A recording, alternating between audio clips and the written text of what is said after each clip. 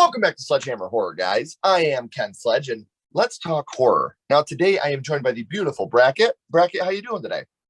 I'm doing well. How about yourself? I am doing extremely well, and I'm super honored to have you here. But before we talk about why you're here, Brackett, I want people that don't know you to get to know you a little bit better. You are a formally trained artist that is consistently pushing the boundaries of your training and talent.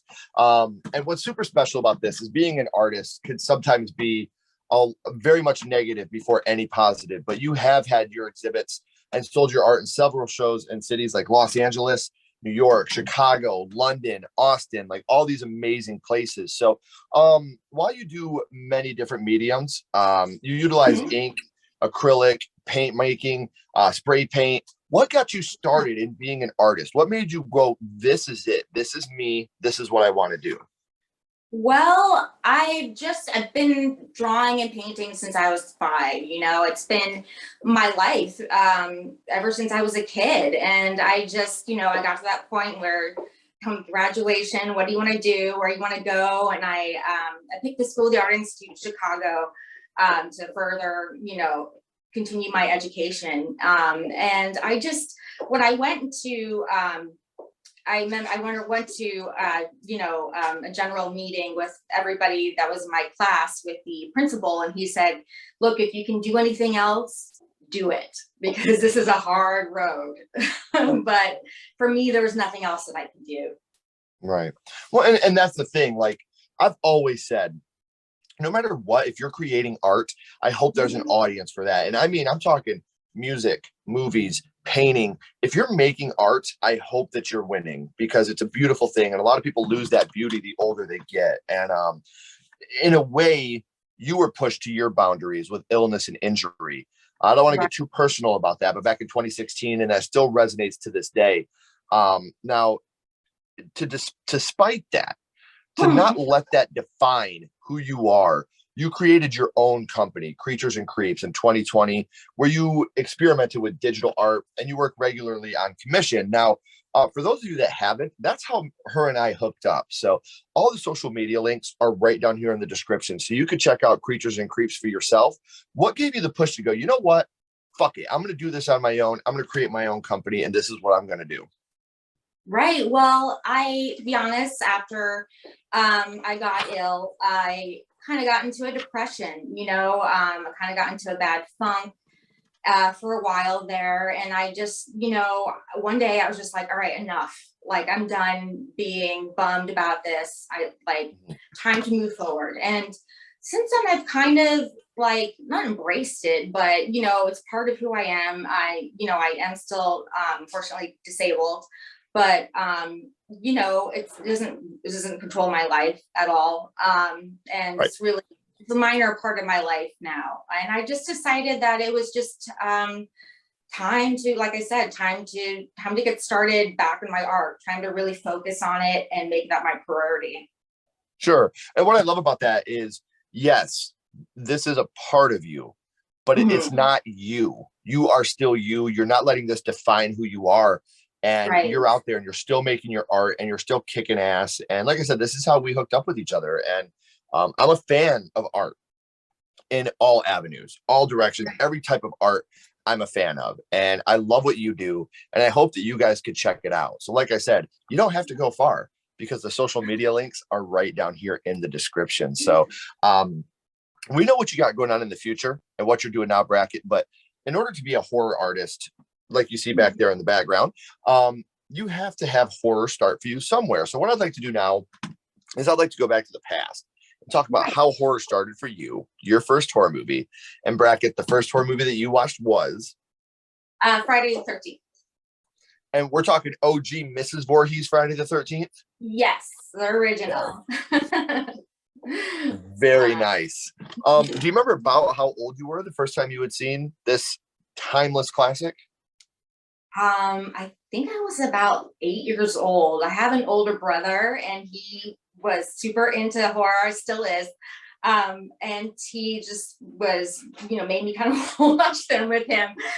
We kind of sat down together, and I, was hiding underneath the covers with like one eye peeking out.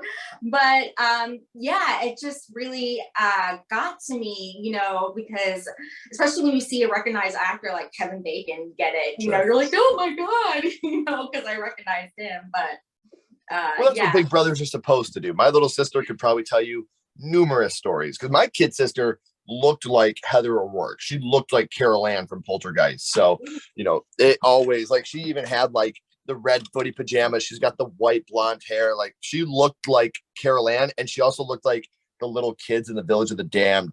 So I would always poke fun at my little sister for how scary she was. So that's what us big brothers do. So I was going to ask you who you watched it with for the first time, but you kind of already told us that. And I think it's amazing that while big brothers can be the harshest and meanest, they're also the kindest and sweetest. So it's amazing that he started your horror life off with this. And this is a movie that is, to this day, super effective. It may not be my favorite movie in the franchise, but it still exists in one of my favorite franchises of all time. So which scene would you say, Brackett, it was that affected you the most from the OG Friday the 13th? Well, it would have to be the end, because I finally was relieved that, I believe her name was Alice, got out of there alive. And I was like, yes, somebody made it. And then you see Jason just pop out of the water, and that is not going to be a happy ending after that. It's in my opinion one of the greatest jump scares of all time. Yeah, I was so disturbed by it. I was like, oh my God, he gets everybody, as a kid. And like you said, because even the, the swelling of that score, like the cops are there, she's in the boat, the score is soft. And from everything we've known at that time in our lives, this is a happy ending now. Yeah, so, exactly. To have that transition over to that, completely agree with you. One thing we love as horror fans is the kills. We always gravitate to the kills. We love the kills. Which kill from this film was your, I don't want to say favorite, that's dark, but which one affected you the most? Let's see. I think it would be the Kevin Bacon one, like I said, because I thought for sure nothing would happen to him. And then you see him, just sitting there, laying in there, and the knife come up, and I was just like, I guess not. Yeah. But well, and that's the kill still, like, to this day, like, obviously it's a little dated, you can see the color difference in the flesh, but that's still a great kill to this day. Like, still such an amazing kill, like to see the arrow come up and the blood spurting, like what a great kill to have in a film like this. And for it to be Kevin Bacon, like you said, couldn't ask for anything better. For sure. So one thing in Hollywood, Brackett, that is all the rage right now is the remake, the requel, the sequel. Is the OG Friday the 13th something that you would like to see remade today? No, I'm not really interested in seeing a remake of it. I think, it should just be left alone. Because the remakes are never better. They never are. They never usually can touch the original. So it's like, what's the point? I will say this, because I've been campaigning for this for about 2 years now. I would love to see a Friday the 13th remake if we could get Kathy Bates to play Mrs. Voorhees. If you could have Kathy Bates do Mrs. Voorhees, I think that she would just, oh my gosh, I can't even, because she's got that crazy in her, but she does have that kind, I think she could do absolutely brilliant as Mrs. Voorhees. So you're right about that. Yeah, if we could make that happen, I'd be there opening night twice. I'm telling you right now, because Kathy Bates to me is just, I think she could pull it off. I think she could be a great Mrs. Voorhees. Definitely, I agree. Something else that I often ask, Friday the 13th is obviously part of a bigger franchise. And it's a franchise that, to people like me, I grew up in a video store, and every year we had a new one coming out. Every year we got a new one. And you're always, oh, when's the new one coming out? Oh, it's finally here. Let's go watch it. Of the Friday the 13th franchise, which film would you say is your favorite in the whole franchise? Oh, gosh. I forget which number it is, but the one with Corey Feldman in it. Okay. It's been Part a long four. time since I watched Yeah. the whole series. Yeah. That, But yeah, I think that one was my favorite. and what I love about that one is your final girl is a little boy. And, Yes. when you have him kill Jason and he gets him with the machete and Jason falls and the machete goes through his face. One of my Oh, favorite kills yes. of all time. And you're right. That one has Crispin Glover in it. Like, it's just Yes. it's in my top 3 of the franchise easily. It's such a fun movie to watch. I think the Tommy Jarvis trilogy, Friday the 13th, 4, 5, and 6, could be one of the best trilogy of films we have in any of the major franchises. So I'm a huge fan Yeah. of the Tommy Jarvis trilogy throughout the Friday the 13th franchise. So Brackett, we know that Friday the 13th was your first horror movie. We know that movie means a lot to you, but now I want to throw you a little bit of a curveball here for a second. My little buddy Ghostface is here, and he has a question for you. What's your favorite scary movie, Brackett?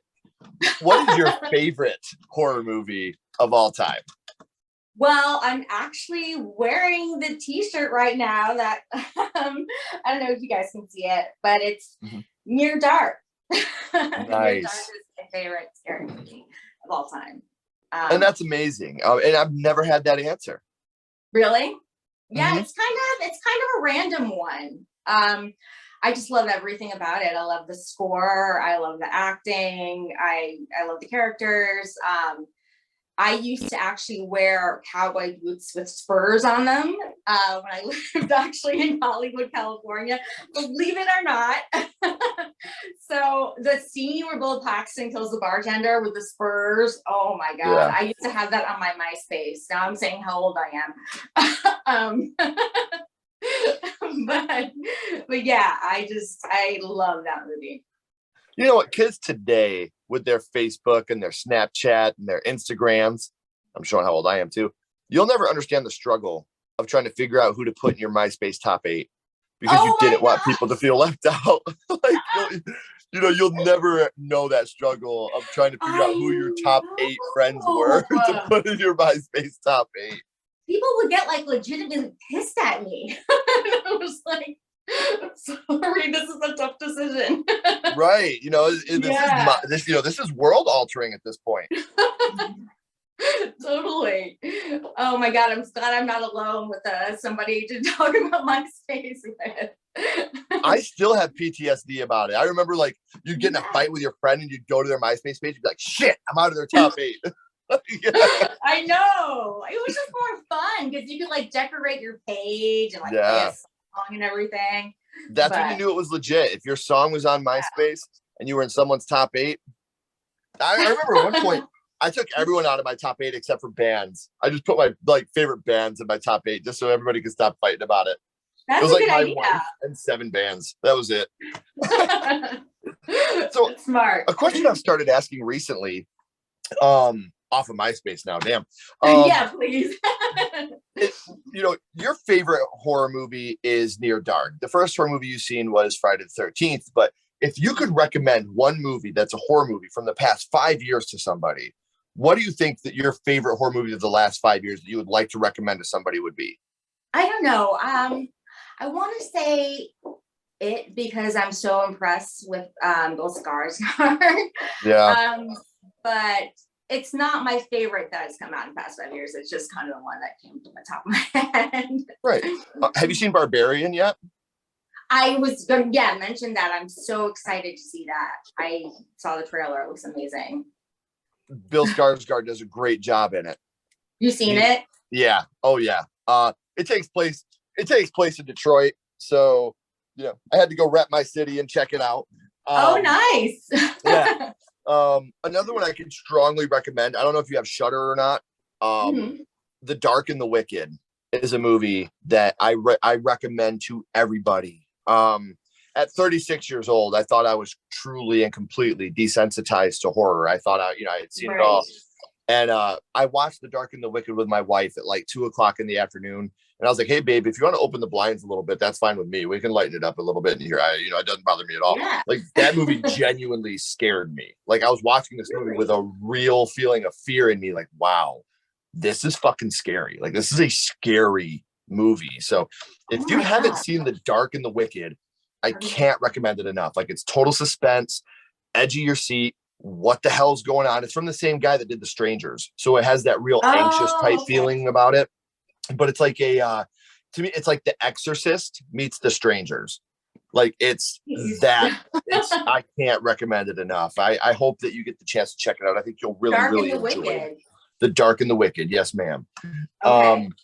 So before I let you go, one question that I always ask everybody, we're going to bounce back to Friday the 13th. And what we're going to do here, Brackett, is we're going to rank this movie on a skull count. Now, we're not ranking this movie on acting, production, score, Kevin Bacon kills, nothing like that. What we're doing here is strictly judging this movie on how much it affected you on your first viewing. So 0 skulls being not effective, 5 being extremely effective. You can use half and quarter skulls anywhere in the middle. Brackett, what would your ranking of Friday the 13th be? Okay. I would say like a good 4. I would say. Yeah, because it did really, it left an impact on me for sure. It really did scare me at the time because I was so young. Maybe if I had seen it when I was older, it would be different. But yeah, it definitely left an impact. I mean, in fact, I'm currently working on a Jason piece right now. Ooh, I can't wait to see it. Yeah. Well, by the time this episode airs, maybe that Jason piece will be done. And the good thing is, you guys can check that out by clicking these social media links down here in the description and giving Brackett a follow on social media. So not only that, but you can stay up to date on all the art that she's creating, and maybe you can own a piece of her art. So I can't recommend it enough. I wouldn't bring someone on here if I wasn't a fan of their work. So Brackett, please don't go anywhere. I got a couple more questions for you. Everybody else, as always, keep talking horror, stay who you are, and we'll see you guys soon.